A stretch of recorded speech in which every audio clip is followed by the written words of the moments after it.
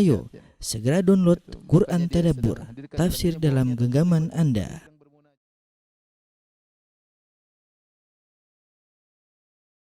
Bismillahirrahmanirrahim. Assalamualaikum warahmatullahi wabarakatuh. Alhamdulillahi ala ihsanih wa syukru lahu ala taufiqi wa amtinanih. Asyhadu an la ilaha illallah wahdahu la syarika lahu ta'ziman li sya'nih wa asyhadu anna Muhammadan abduhu wa rasuluhu da'ila ridwanih. Allahumma shalli alaihi wa ala alihi wa ashabihi wa ikhwanih. Para pemirsa Roja dimanapun Anda berada, kita lanjutkan bahasan kita dari surat Saba dan kita sampai pada ayat yang ke-40. Allah Subhanahu wa taala berfirman, "Wa yauma nahsyuruhum jami'an tsumma yaqulu lil malaikati ahaula'i iyyakum kanu ya'budun." Ketika ingatlah hari yang pada waktu itu Allah mengumpulkan mereka semuanya. Kemudian Allah berfirman kepada para malaikat, "Apakah mereka ini dahulu menyembah kalian?" Qalu subhanaka anta waliyuna min dunihim bal kanu ya'budunal jinna aktsaruhum bihim mu'minun. Malaikat-malaikat menjawab, "Maha suci Engkau ya Allah. Engkaulah pelindung kami, bukan mereka. Bahkan mereka telah menyembah jin, kebanyakan mereka beriman kepada jin tersebut." Ayat ini menjelaskan bahwasanya Allah akan mengumpulkan seluruh manusia, wa yauma yahsyuruhum, yang artinya dan ingatlah hari di mana Allah mengumpulkan mereka. Dan faedah dari ayat ini bahwasanya pentingnya kita mengingat hari kebangkitan, bahwasanya kita semua akan dikumpulkan. Dan jami'an secara bahasa Arab dari wazan fa'il maknanya maf'ul, yaitu jami' maknanya majmu', ya. Qul innal awwalina wal akhirin lamajmu'una ila miqati yaumin ma'lum. Sungguhnya dari yang pertama sampai yang terakhir akan dikumpulkan seluruhnya di hari yang telah ditentukan. Di antaranya dikumpulkan antara malaikat dengan orang-orang yang menyembah malaikat. Kita tahu bahwasanya orang-orang musyrikin Arab mereka memiliki banyak sembahan-sembahan, ada yang menyembah berhala, ada yang berhala pun bermacam-macam. Kemudian ada yang menyembah jin dan ada yang menyembah malaikat. Ya. Di antara yang menyembah malaikat disebutkan adalah namanya Banu Mulaih dari kabilah Khuza'ah. Mereka adalah salah satu Arab yang menyembah malaikat. Maka pada hari kiamat kelak Allah akan kumpulkan mereka, para penyembah malaikat dengan malaikat-malaikat itu sendiri. Ya, maka Allah bertanya kepada para malaikat, "Ahaula'i iyyakum kanu ya'budun?" Apakah dahulu mereka ini menyembah kalian wahai malaikat? Ini Allah tanya kepada malaikat agar Allah mempermalukan para penyembah malaikat, karena tentu malaikat tidak pernah meminta untuk disembah, ya. Dan ini sama seperti firman Allah Subhanahu wa taala ketika Allah berkata kepada Nabi Isa, "Anta qulta lin-nasi ittakhiduni wa ummiya ilahaini min dunillah." Wahai Isa bin Maryam, hari kiamat kelak Allah hadapkan Nabi Isa dengan orang-orang Nasara. Allah bertanya kepada Nabi Isa, "Apakah kau pernah menyuruh kepada manusia untuk kau berkata, jadikanlah aku dan ibuku sebagai sembahan selain Allah?" Nabi Isa mengatakan, tidak pernah. Ini Allah tanyakan kepada Nabi Isa di hadapan orang-orang Nasara agar mereka tahu bahwasanya Nabi Isa alaihissalam tidak pernah menyuruh mereka untuk menjadikan Nabi Isa sebagai Tuhan yang disembah, sebagai anak Tuhan atau sebagai Tuhan yang disembah. Dalam rangka apa? Dalam rangka mempermalukan para penyembah tersebut. Sebagaimana dalam ayat ini Allah Subhanahu wa taala bertanya kepada malaikat. Tentu malaikat tidak pernah menyuruh mereka untuk menyembah malaikat. Maka Allah tanya, "Ahaula'i iyyakum kanu ya'budun?" Wahai para malaikat, apakah ini orang-orang dahulu sembah kalian? Apa jawaban malaikat? Qalu subhanaka anta waliyuna min dunihim. Kata malaikat, "Maha suci Engkau ya Allah." Itu maha suci Engkau, bagaimana ada sesembahan selain Engkau ya Allah? Bagaimana ada sembahan selain Engkau? Anta waliyuna, Engkau adalah Tuhan kami, ya. Engkau adalah penolong kami. Artinya malaikat mengatakan kami ini membutuhkan ibadah kepada Engkau ya Allah. Bagaimana kami beribadah kepada Engkau sementara kami disembah? Tidak mungkin bergabung antara al-abid wal ma'bud, ya. Tidak mungkin disembah sekaligus menyembah, enggak mungkin. Malaikat menyembah, maka tidak berhak untuk disembah. Malaikat sendiri mengatakan anta waliyuna, Engkau penolong kami, yaitu Engkau Tuhan kami. Min dunihim, dan kami tidak ada hubungan dengan mereka, mereka bukan penolong-penolong kami. Bal kanu ya'budunal jinna aktsaruhum bihim mu'minun. Kata malaikat, tapi sungguhnya mereka ini dulu sembah jin, bukan sembah kami, bukan sembah malaikat. aktsaruhum bihim mu'minun, dan kebanyakan mereka beriman kepada para jin. Ini dalil ikhwan dan akhwat para pemirsa Raja TV yang dirahmati Allah Subhanahu wa taala, bahwasanya banyak yang menyembah jin dan mereka menyangka mereka menyembah malaikat. Apa maksudnya mereka menyembah jin sementara mereka menyangka mereka menyembah malaikat? Ada dua penafsiran di kalangan para ahli tafsir. Tafsir yang pertama bahwasanya jin yang menghiasi orang-orang musyrikin untuk menyembah malaikat. Dan orang musyrikin dahulu mengagungkan malaikat, mereka menyembah malaikat, mereka mengatakan malaikat adalah banatullah, putri-putri Allah. Yang mengajari itu semua adalah jin. Jin yang membisikkan kepada mereka untuk mengagungkan malaikat agar menyembah malaikat, dan itu perbuatan syaitan. Sebagaimana syaitan tidak mesti mengatakan sembah saya, tapi syaitan menghiasi, ya. Seperti sebagian orang sekarang mungkin dihiasi untuk menyembah wali-wali, menyembah mayat-mayat. Syaitan tidak bilang sembah saya, tidak perlu. Dia cukup menghiasi, ini mayat punya kemampuan ini mayat kalau kamu minta akan dikabulkan, ini mayat begini. Maka akhirnya mereka pun menyembah mayat tersebut. Pada hakikatnya mereka menyembah jin. Ini tafsiran pertama. Sebagaimana karena malaikat enggak pernah bilang nyembah kami. Terus bagaimana kok bisa mereka nyembah malaikat? Yaitu jin yang menghiasi. Malaikat adalah putri-putri Allah, memiliki kedudukan di sisi Allah. Mintalah kepada mereka, sembahlah mereka. Akhirnya ini orang-orang bodoh sembah malaikat. Nah, ketika mereka menyembah malaikat karena bisikan-bisikan jin dan perintah-perintah jin, maka dikatakan sungguhnya mereka menyembah jin. Kenapa? Karena sungguhnya mereka taat kepada jin. Sama seperti firman Allah Subhanahu wa taala, "Ittakhadhu ahbarahum wa ruhbanahum arbaba min dunillah wal masih ibn Maryam." Mereka menjadikan rahib-rahib dan pendeta-pendeta mereka sebagai tuhan-tuhan selain Allah dan juga Nabi Isa. Ketika ditanya Adi bin Hatim ketika mendengar ayat ini, dia mengatakan, "Rasulullah, kami tidak pernah menyembah pendeta-pendeta dan tidak pernah menyembah rahib-rahib. Kenapa kami dikatakan menyembah pendeta-pendeta dan rahib-rahib?" Kata Nabi SAW, "Bukankah para pendeta dan para rahib menghalalkan apa yang Allah haramkan? Kalian ikut halalkan? Dan bukankah para pendeta dan para rahib mengharamkan apa yang Allah halalkan? Kalian ikut haramkan?" Kata Adi bin Hatim, "Na'am." Kata Nabi SAW, "Fatilka ibadatuhum." Itulah bentuk beribadah kepada mereka. Taat kepada para pendeta dan para rahib dalam mengharamkan apa yang halal atau dalam menghalalkan apa yang haram. Maka dianggap telah beribadah kepada para pendeta tersebut yang disebut dengan syirkut ta'ah, ketaatan. Ya. Demikian juga ketika para jin membisikkan untuk menyembah malaikat dengan berbagai macam hiasan, ya. Malaikat telah begini. Akhirnya orang-orang musyrikin menyembah malaikat, maka sungguhnya mereka menyembah jin karena mereka taat kepada jin untuk menyembah malaikat. Ini tafsiran pertama. Tafsir yang kedua disebutkan juga oleh para tafsir, maksudnya mereka menyembah jin, yaitu jin-jin muncul menampakkan diri mereka seakan-akan mereka malaikat. Dan ini di antara tipuan jin. Kita tahu jin bisa yatasyakkal, di antara keistimewaan jin dia bisa menjelma. Oleh karenanya banyak orang tergoda ketika jin muncul sebagai wali soleh, ketika jin menjelma menjadi seorang ulama, seperti disampaikan oleh Ibnu Taimiyah rahimahullah. Ibnu Taimiyah menyampaikan bahwasanya ada orang di tempat lain mengatakan, "Kami bertemu dengan kau Ibnu Taimiyah, kami minta tolong, maka kau muncul membantu kami." Kata Ibnu Taimiyah mengatakan rahimahullah taala, "Dzalika syaitan yatamatsalu bi." Itu syaitan yang niru-niru aku. Aku di sini, aku tidak ke sana. Itu syaitan. Karena enggak mungkin satu orang dalam dua secara wajar, satu orang di dua tempat enggak mungkin. Ibnu Taimiyah mengatakan itu syaitan niru-niru aku. Dan itu banyak jin menjadikan orang-orang terjerumus dalam kesyirikan dengan penjelmaan. Di antara jin-jin tersebut menjelma menjadi orang-orang soleh. Di antara jin-jin tersebut menjelma menjadi malaikat. Ngaku-ngaku sebagai malaikat. Mungkin datang dengan cahaya yang indah, kemudian saya adalah malaikat.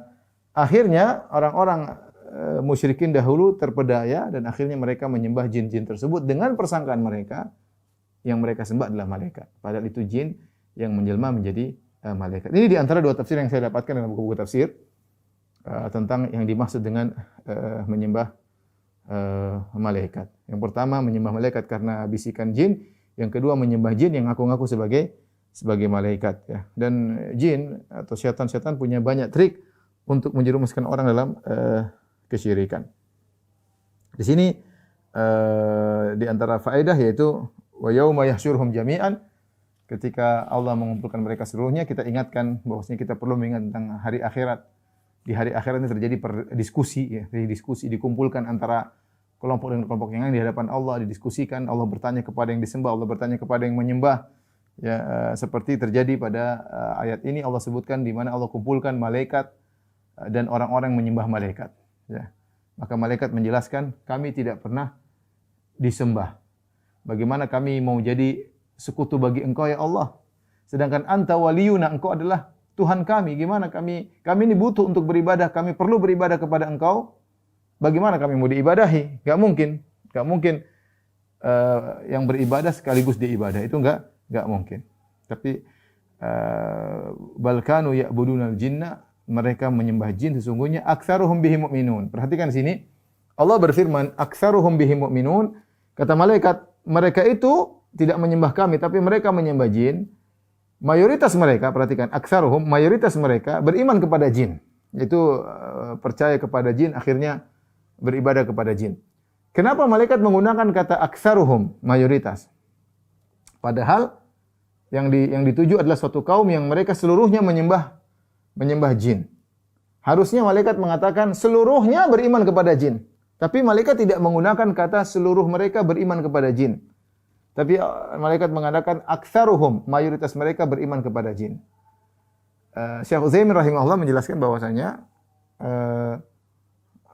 malaikat menggunakan kata mayoritas mereka karena ternyata para penyembah jin tersebut yang merasa menyembah malaikat secara umum ada dua kelompok. Ada yang benar-benar terjebak dalam syubhat, kemudian akhirnya menyembah jin dengan menyangka mereka menyembah malaikat, dan sebagian mereka hanya ikut-ikutan, taklid buta. Sebagian mereka ikut-ikut taklid buta. Dan demikianlah kesyirikan di mana-mana. Ada orang yang benar-benar bergelut dengan syubhat, meyakini dengan syubhat tersebut, dia meyakini ini wali memang bisa disembah, ini Nabi Isa boleh disembah dengan syubhat-syubhat, dan ada ikut-ikutan, enggak ngerti, ikut-ikutan doang. Oh iya, ikut merasa benar tanpa mengetahui pendalilan argumentasi, ya, tanpa mengetahui dalih-dalih. Jadi malaikat mengatakan aktsaruhum bihi mu'minun, mayoritas mereka benar-benar beriman kepada peribadatan kepada jin. Intinya minoritasnya hanya ikut-ikutan, tapi semuanya sama-sama dihukumi dengan menyembah kepada malaikat.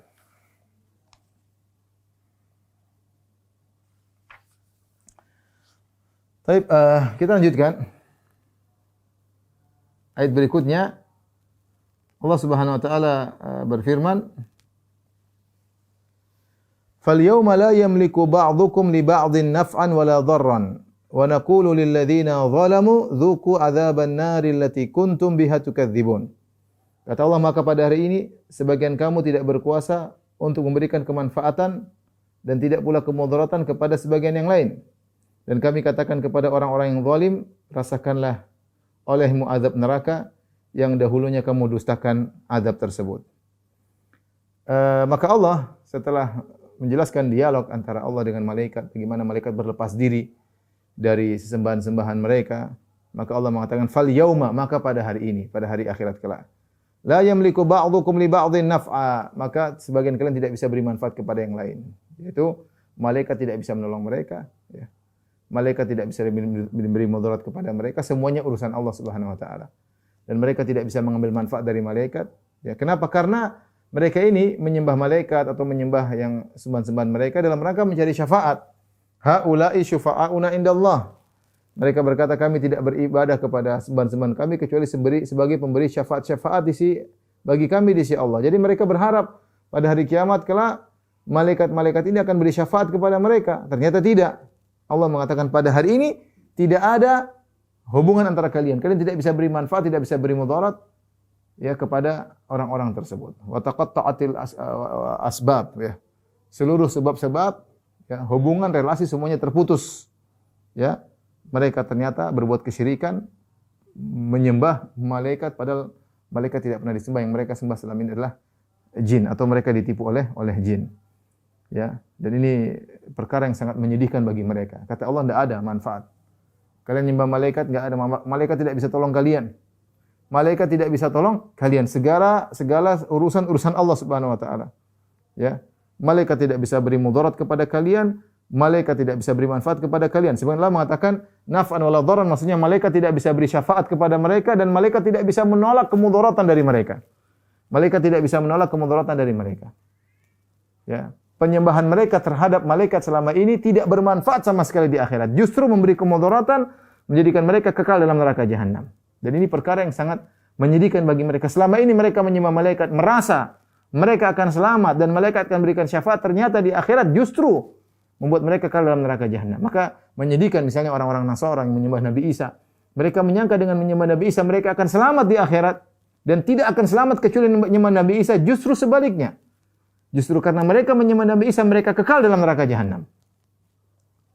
Yang selama ini mereka menyangka menyembah Nabi Isa, menyembah manusia tidak bisa selamat kecuali dengan subhanallah. Coba mereka bikin pemikiran tidak mungkin selamat kecuali menyembah Nabi Isa. Tidak mungkin selamat. Tidak ada yang mungkin selamat kecuali menyembah Nabi Isa. Itu keyakinan mereka. Mereka yakini, mereka bela-bela, mereka perjuangkan. Justru ternyata hari kiamat terbalik.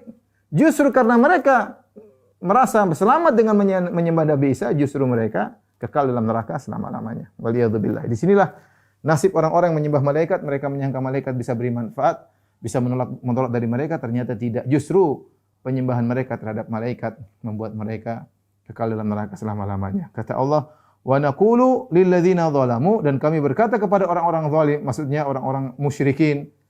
Karena kezaliman biasanya kalau disebutkan adalah maksudnya kesyirikan.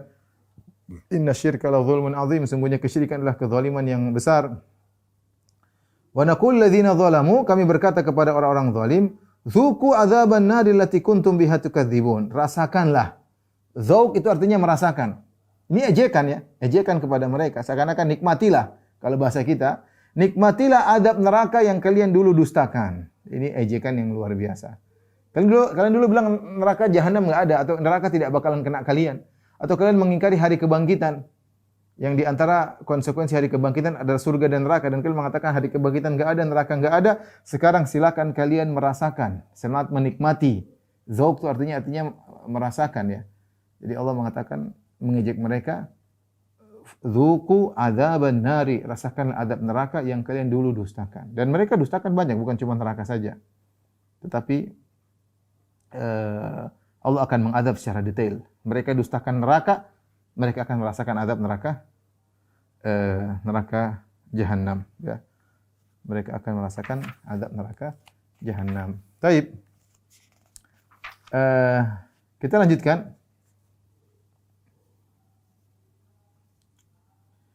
Allah Subhanahu wa taala berfirman pada ayat berikutnya.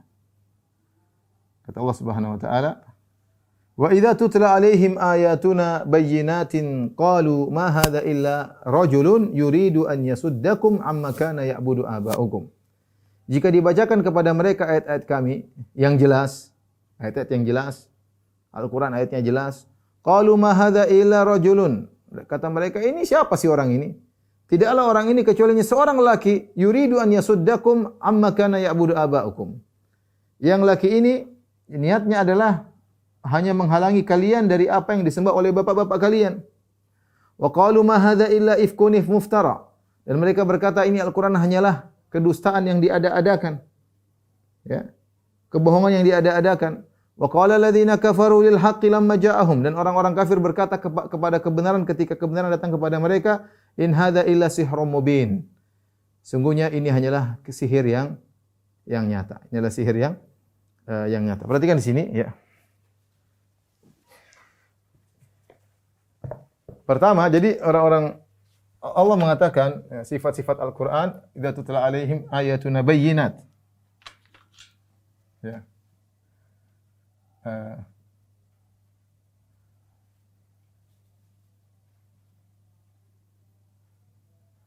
Bayyinatin ya. Jadi ayat Al-Qur'an itu jelas. Bayyinat artinya jelas. Dibacakan kepada mereka ayat yang jelas, argumentasinya ya. Pendalilannya, isinya jelas.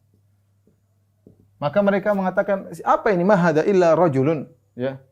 Yuridu an yasuddakum amma kana ya'budu aba'ukum. Jadi apa sikap orang-orang musyrikin Arab ya.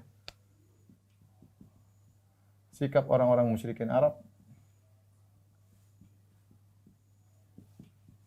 terhadap Al-Qur'an dalam ayat ini ada 3 ya, perhatikan. Pertama kata mereka, ya, ma hadza illa rajul. Kata mereka Muhammad hanya rajul. rajulun yuridu an yasuddakum amma kana yasuddakum amma kana ya'budu aba'ukum.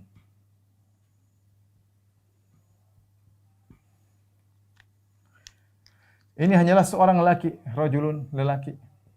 Lelaki ya. Kalau kita tahu dalam bahasa Arab ketika dikasih nakirah seperti lelaki ini seperti menghina. Padahal mereka tahu Muhammad. Muhammad dari nasabnya tinggi di antara mereka, dari Bani Hashim, Quraisy, orang yang memiliki nasab yang tinggi. Mereka kata mereka siapa sih? Hanya seorang lelaki. Ya nakirah ya. Nakirah itu seakan-akan lelaki asing yang tidak dikenal. Tujuan mereka mengungkapkan hal ini, ya terutama kepada orang-orang yang datang kota Mekah, orang-orang baru datang dalam rangka untuk mengejek, merendahkan Nabi. Padahal mereka kenal siapa Nabi. Merendahkan Nabi SAW tujuan mereka.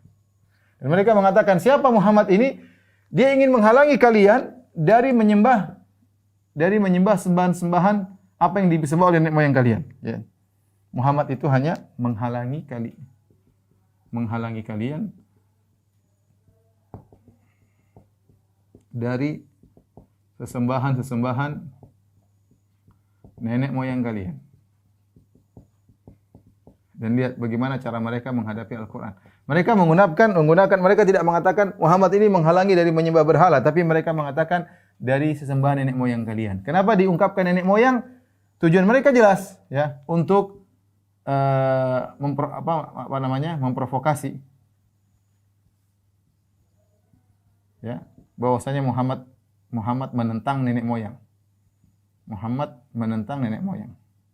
Dan ini senjata yang laris, ya, ketika dipertentangan dengan tradisi. Ini tradisi nenek moyang kita. Muhammad tuh hanya ingin menghalangi kalian dari tradisi nenek moyang. Ya. Jadi membuat mereka hamiyah, yaitu kesukuannya naik. Ya, pembelaan terhadap nenek moyangnya naik sehingga mereka akhirnya bisa jadi otak mereka tertutup. Ketika dibilang ini Muhammad ini laki-laki ini hanya ingin menghalangi kalian dari kebiasaan nenek moyang kalian, sudah mereka jengkel. Tujuan yang kedua adalah agar seluruh musyrikin Arab, ya, Quraisy dan yang lainnya bersatu padu melawan Muhammad. Kenapa? Karena semuanya menyembah berhala. Semua menyembah berhala. Musyrikin Quraisy dan yang lainnya sama-sama menyembah berhala. Ketika mereka semua menyembah berhala dan diingatkan ini adalah kebiasaan nenek moyang kalian, maka ada dua manfaat yang diharapkan dari orang-orang Quraisy. Yang pertama, orang-orang akan semakin kokoh membela nenek moyang mereka karena Muhammad dianggap menentang nenek moyang mereka, semakin mantap. Yang kedua, semuanya akan bersatu padu, ya. Semuanya akan bersatu padu, ya, melawan Nabi Muhammad SAW karena semuanya adalah penyembah berhala. Dua manfaat yang mereka dapatkan sehingga mereka menggunakan ibarat ungkapan amma kana ya'budu aba'ukum, ya. Kemudian yang kedua, wa qalu ma hadza illa ifkun muftara. Yang kedua mereka berkata Al-Qur'an illa, ya, ifkun muftara. Al-Qur'an itu hanyalah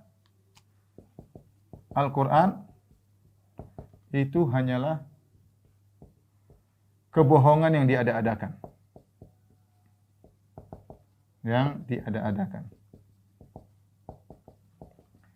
Perhatikan di sini, mereka mensifati Al-Qur'an dengan dua sifat. Pertama, ifkun, ya. Yang kedua, muftara, itu kebohongan, dan yang kedua diada-adakan. Ada sebagian ulama mengatakan ifkun muftara adalah dua kata yang sama, kebohongan diada-adakan, sehingga muftara adalah takkid bagi ifkun. Al-Qur'an itu hanyalah kebohongan yang diada-adakan. Mereka menekan ini benar-benar kebohongan. Dan seakan-akan Al-Qur'an seluruhnya dari A sampai Z adalah kebohongan.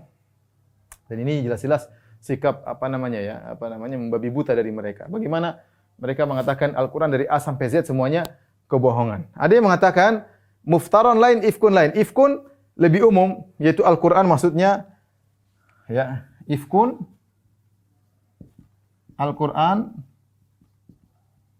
dari A sampai Z hingga Z semuanya, atau dari alif sampai ya semuanya dusta. kedustaan. Adapun muftara diada-adakan. Adakan maksudnya apa? Maksudnya tentang cerita-cerita orang-orang terdahulu. Kata mereka itu hanya mengada-ngada, yaitu asatirul awwalin. Qala yaqulu alladziina kafaru in hadza illa asatirul awwalin. Jadi mereka mencela Al-Qur'an, ya. Kemudian yang berikutnya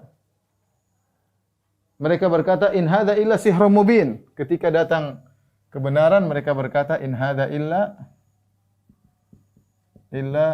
sihrun mubin. Sama, mereka mengatakan Al-Quran itu atau penjelasan Al-Quran hanyalah sihir yang jelas, sihir yang nyata. Seakan-akan tidak usah kita perdebatkan. Ini jelas-jelas sihir, ngapain diperdebatkan? Ini tiga, perhatikan sini, ini tiga pencelaan mereka terhadap Al-Quran ketika Al-Quran dibacakan kepada mereka. Pertama yang mereka cela Nabi. Yang pertama mereka adalah Nabi. Nabi yang dicela. Kemudian yang kedua, mereka cela isi Al-Quran. Isi Al-Quran. Dibilang kebohongan. Yang ketiga mereka cela adalah pengaruh Al-Quran. Pengaruh Al-Quran. Tiga yang mereka cela. Antum lihat, mereka tidak mencela Allah Subhanahu wa taala. Lihat, mereka tidak mencela Allah. Karena orang musyrikin mereka percaya kepada Allah. Cuma saja mereka mengatakan Muhammad bukan utusan Allah. Muhammad itu ngaku-ngaku aja utusan Allah. Dan mereka mengatakan Al-Quran bukan diturunkan dari Allah. Tapi sehingga mereka tidak perlu mencela Allah. Yang mereka cela adalah hubungan ini semua kepada Nabi mereka cela. Nabi hanyalah orang, siapa Muhammad tuh?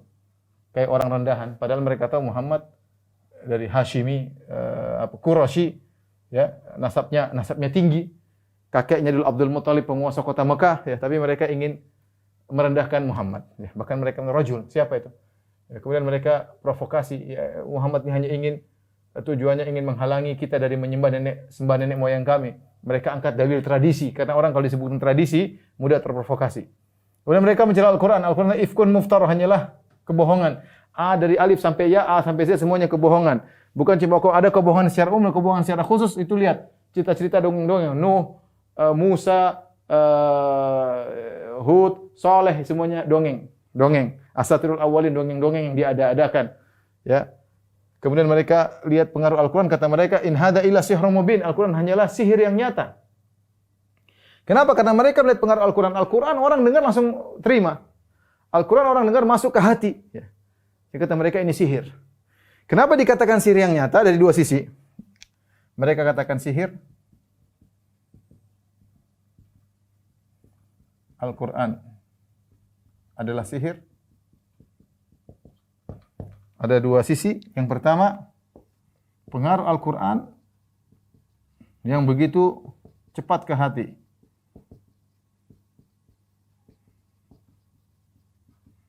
Betapa banyak orang langsung masuk Islam dengan hanya mendengar lantunan Al-Quran. Banyak. Yang kedua, pengaruh Al-Quran yang memisahkan suami dari istri. Suami dari istri, kemudian ayah dari anak, kemudian kakak dari adik. Ini kata mereka Al-Quran sihir.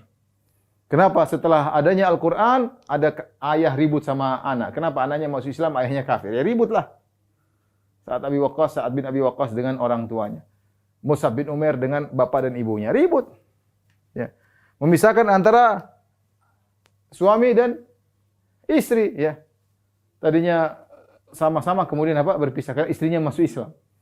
Atau kemudian kakak dan adik. Ribut kakak dan adik. Kenapa? Adiknya masuk Islam. Kakaknya enggak. Atau sebalik kakaknya masuk Islam, adiknya enggak. Kata mereka, lihat.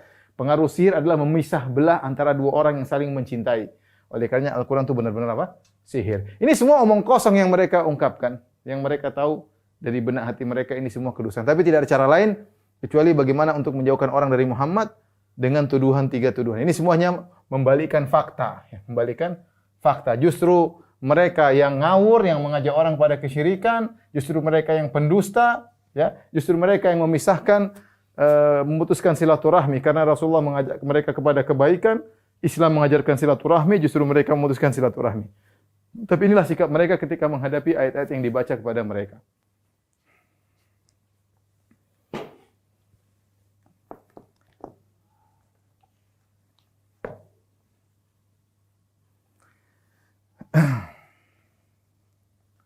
Allah Subhanahu wa taala berfirman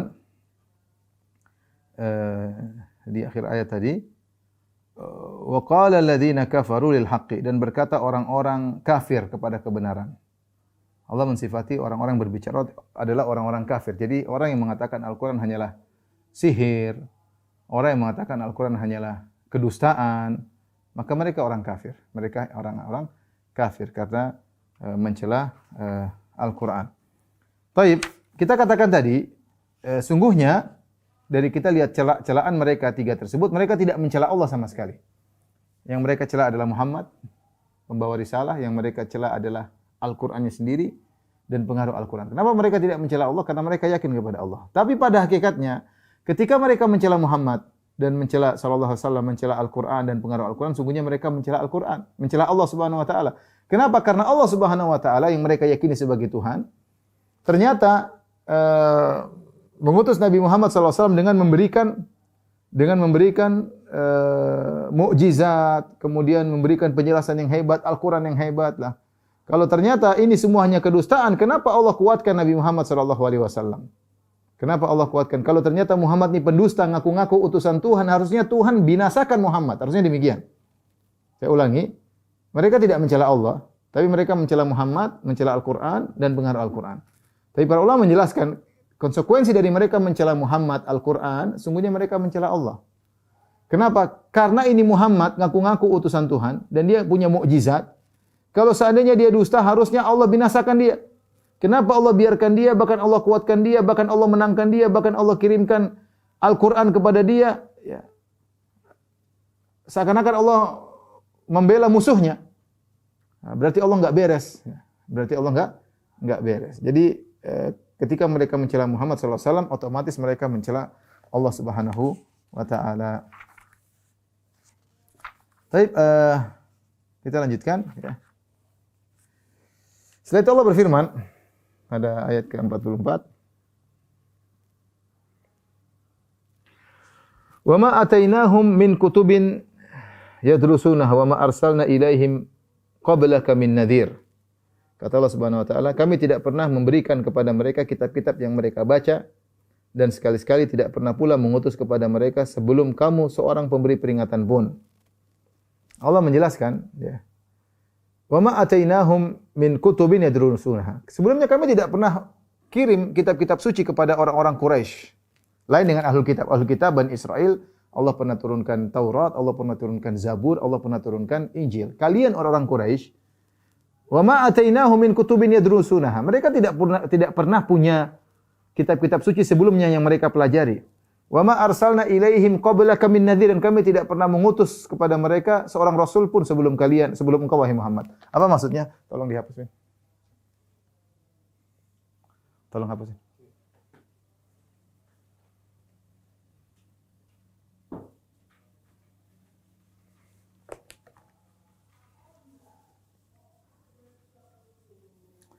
Ikhwan dan akhwat, para pemirsa yang dirahmati Allah Subhanahu wa taala, ya. Kita belajar tafsir harus sabar ya. Tafsir ya, tapi disitulah iman kita bertambah. Kita mempelajari ayat-ayat Allah. Allah kirim ayat-ayat ini melalui Nabi Muhammad SAW untuk kita baca, untuk kita hafalkan. Tentu banyak manfaat, tentu banyak faedah ya. Cuma kadang kita malas untuk mencari-cari faedah. Apa maksud Allah kirim surat ini? Ya. Kita saja semangat kadang membaca suatu puisi, kita ingin tahu maksudnya apa puisi ini, apa paragraf satu hubungannya paragraf berikutnya, paragraf sebelumnya, paragraf setelahnya. Tapi kalau ayat-ayat Allah terkadang kita baca lewat begitu saja tanpa kita berusaha memahami maknanya. Ini kekurangan dari kita seluruhnya. Di sini Allah mengatakan wa ma atainahum min kutubin yadrusunha. Wa ma atainahum min kutubin. Kami tidak pernah memberikan kepada mereka kitab-kitab yang mereka baca sebelumnya. Wa ma arsalna ilaihim qablaka min nadhir. Dan kami tidak pernah mengutus seorang rasul. Jadi Allah sebutkan dua perkara yang Allah sebutkan. Yang pertama, wa ma atainahum min kutubin yadrusunah ya. Jadi Allah tidak pernah menurunkan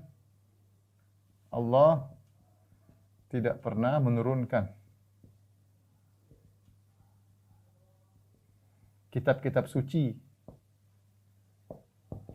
suci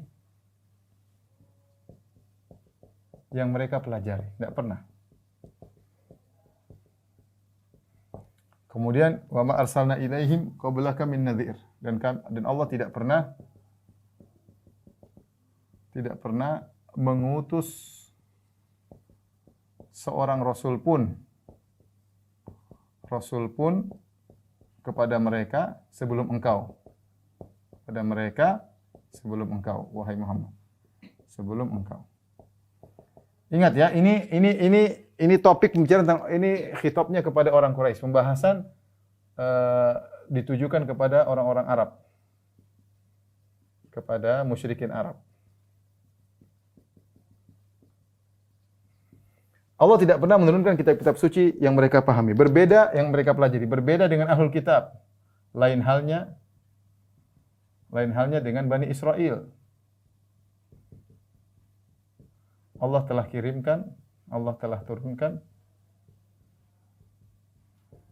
turunkan Taurat, Zabur, dan Injil. Adapun musyrikin Arab tidak ada kitab suci sama sekali. Kemudian juga Allah tidak pernah menurunkan seorang rasul pun kepada mereka sebelum engkau, wahai Muhammad. Lain halnya dengan ahlul kitab. Lain halnya dengan Bani Israel. Yang sudah banyak nabi pada mereka. Sudah banyak rasul diutus kepada mereka. Sebelumnya.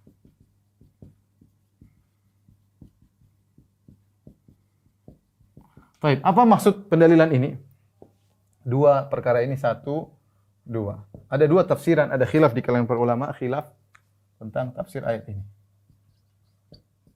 Yang pertama maksudnya, jika perkaranya demikian, maka kalian tidak berhak memprotes. Kalian tidak berhak mencela Al-Quran dan Muhammad. Berhak mencela Muhammad sallallahu alaihi wasallam dan Al-Qur'an.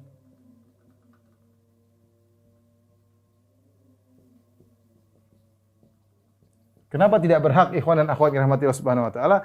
Karena kalian dasar kalian untuk mencela Muhammad dan Al-Qur'an? Kalian tidak pernah belajar kitab suci sebelumnya dan tidak ada pernah rasul datang kepada kalian. Seandainya pernah ada kitab suci sebelumnya bilang, jangan nanti ada Muhammad datang, jangan benarin. Ada seorang nabi pendusta di akhir zaman, jangan percayai. Tapi enggak ada. Terus kalian kenapa mengkritik Muhammad, mengkritik Al-Quran? Apa dasar kalian? Kalian enggak punya landasan. Tidak ada kitab suci yang pernah turun kepada kalian. Tidak ada nabi pernah diutus kepada kalian. Seandainya yang mengkritik Muhammad adalah Bani Israel, mungkin bisa kita pikirkan. Mungkin dalam Taurat ada celaan terhadap Muhammad.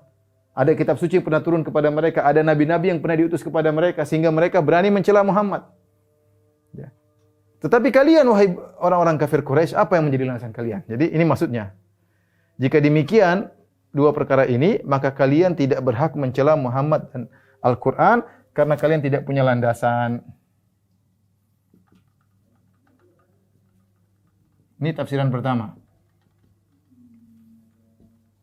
Subhanallah, kita kalau baca ini kita nggak tahu kecuali dengan membaca penjelasan ahli tafsir, baru kita tahu maksudnya ayat ini begini, maksudnya ayat ini begini. Kemudian yang kedua, pendapat yang kedua, ini pendapat pertama. Pendapat yang kedua, maksudnya jika demikian perkaranya, dua perkara ini, maka seharusnya kalian gembira. Kalian gembira dengan diutusnya Muhammad. Dengan diutusnya Muhammad sallallahu alaihi wasallam kepada kalian.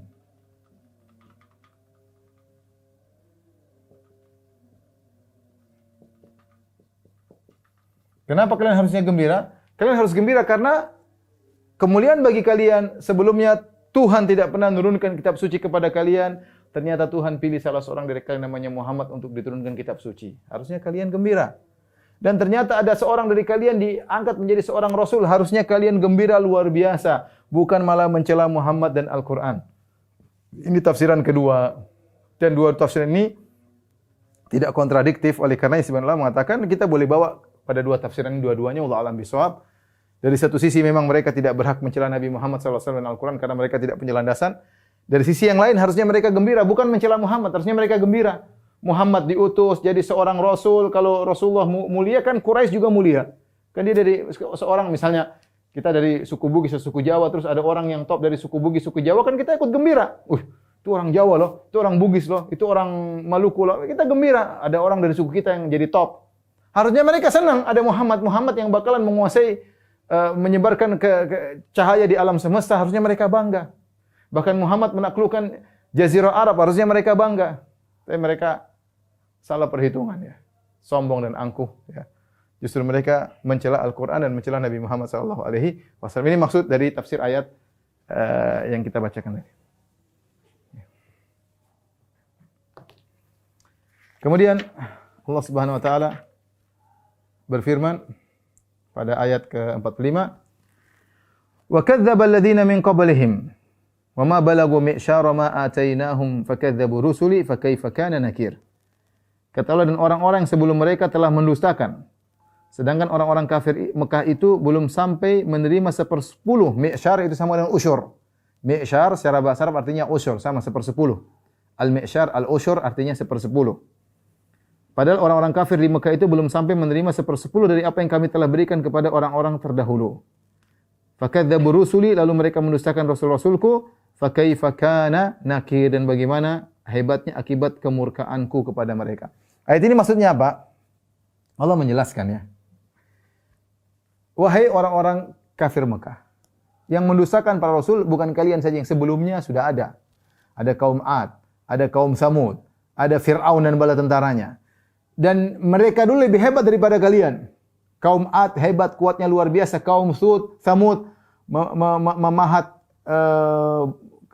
gunung menjadi rumah. Fir'aun dan bala tentaranya hebatnya luar biasa. Ya. Kalian Quraisy bisa apa?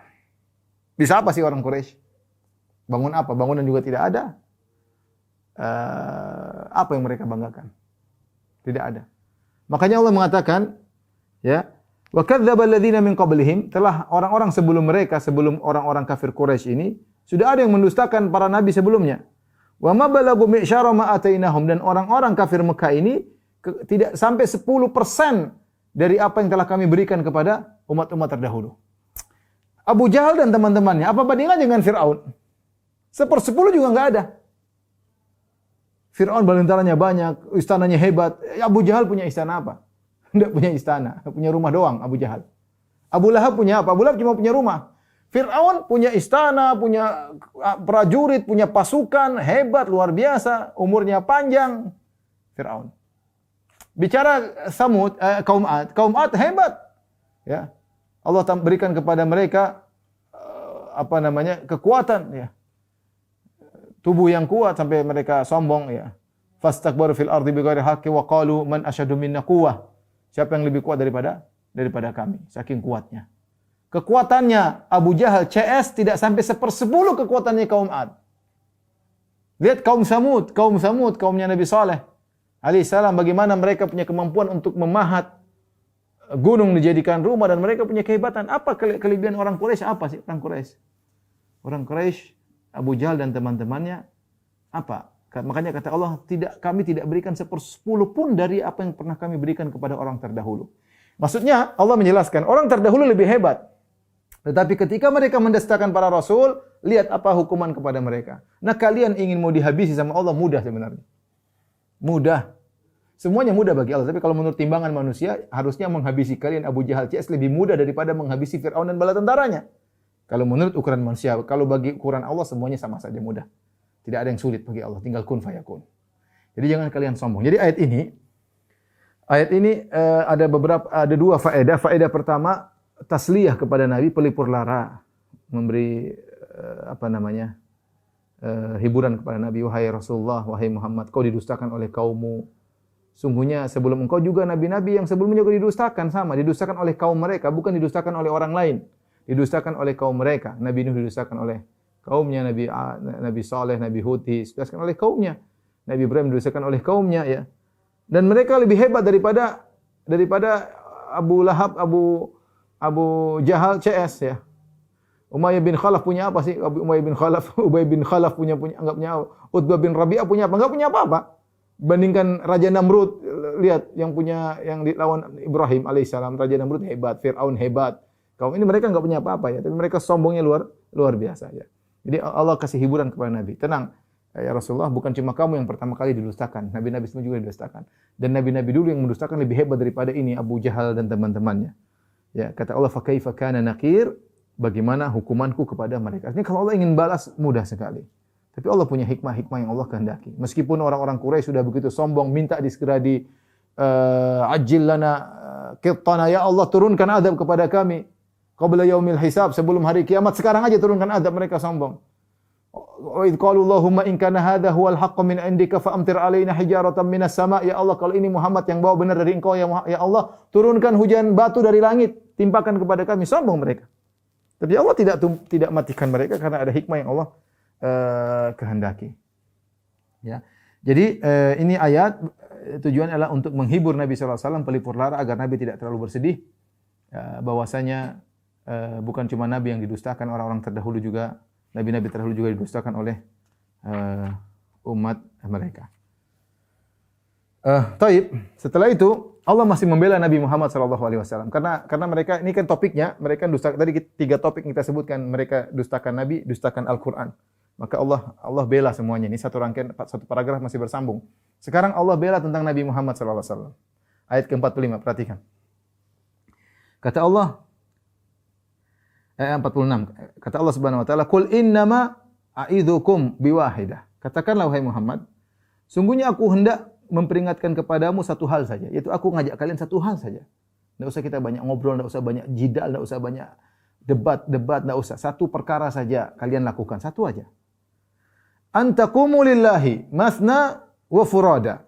Cobalah kalian menghadap Allah, itu berdiri atau berfikir menghadap Allah dengan ikhlas. Lillah maksudnya ikhlas kepada Allah. Jangan pikirkan perkataan kabilah, apa kata nenek moyang, apa kata nenek moyang kita, apa kata cucu moyang kita, apa kata om kita, apa kata kabilah kita, apa kata masyarakat, jangan.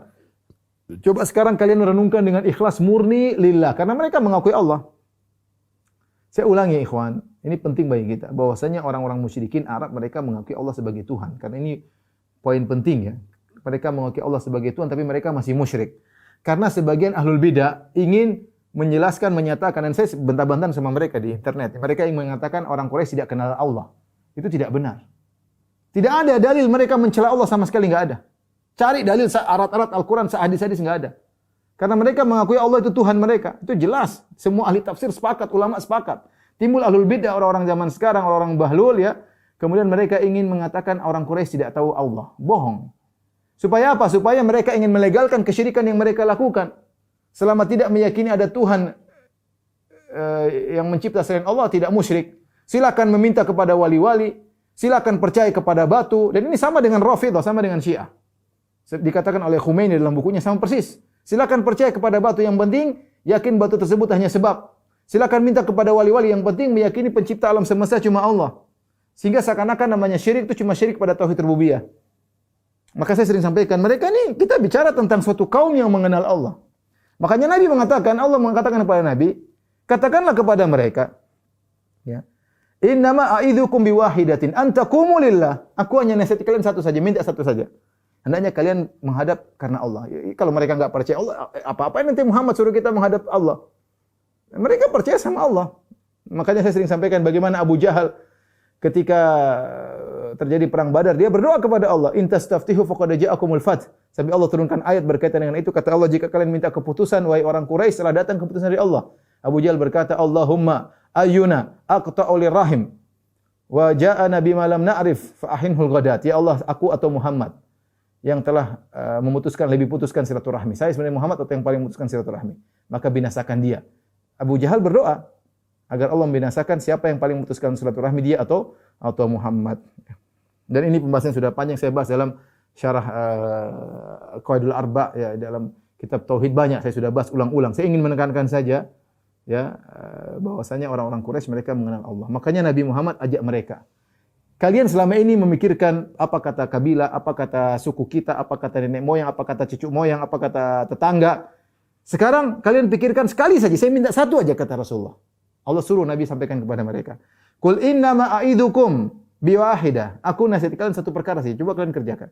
Apa itu? Antaqumu lillah. Kalian menghadap Allah, menghadap lillah, lilis itu lam, li ajli karena Allah. Bukan karena kabilah, bukan karena yang lainnya. Masna, kalian berdua, dua ngobrol. Wa furada, atau sendiri-sendiri berfikir. Tsumma tatafakkaru, kemudian kalian berfikir. Tentang aku, silakan pikirkan tentang aku ini siapa?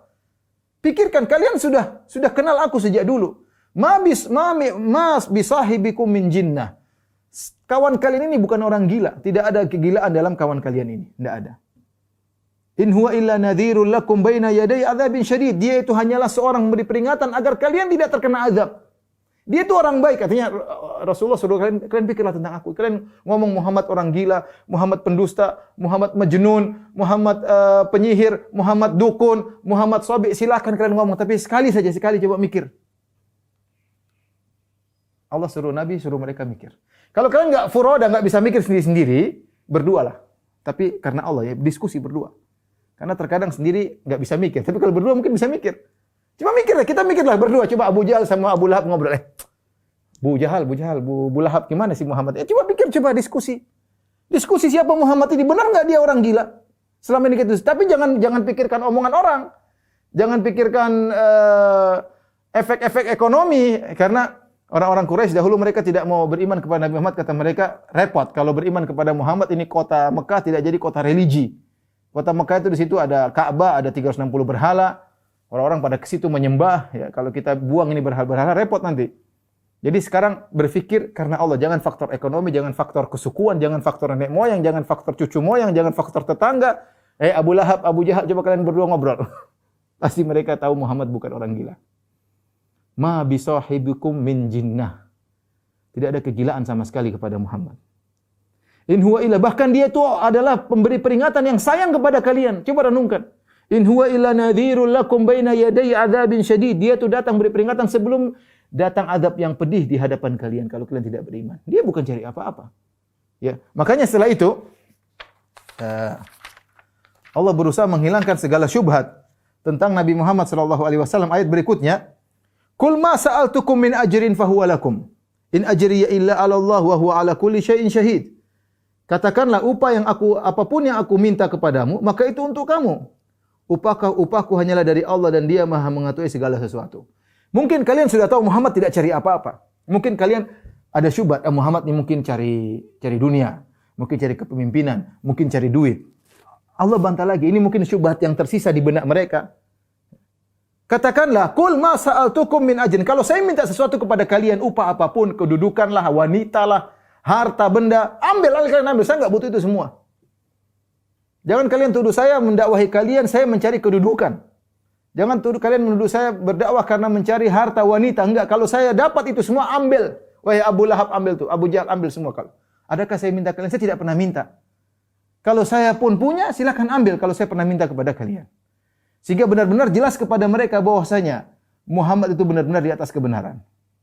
In ajriya ila Allah, sungguhnya ganjaranku hanya di sisi, upahku hanya di sisi Allah Subhanahu wa taala. Wa huwa ala kulli syai'in syahid. Dan dialah Maha bersaksi atas segala sesuatu, ya. Baik, ikhwan dan akhwat, para pemirsa Raja TV yang rahmatillah Subhanahu wa taala. Mungkin sampai di sini saja kajian kita, ya. Insyaallah kita lanjutkan pekan depan. Pertemuan terakhir dari surat Saba, ya. Tinggal satu pertemuan lagi insyaallah. Saya berharap kawan-kawan bisa sabar dan insyaallah Rabu depan kita lanjutkan. Kurang lebihnya saya mohon maaf. Wallahu taala alam bisawab. Wabillahi taufiq wal hidayah. Assalamualaikum warahmatullahi wabarakatuh.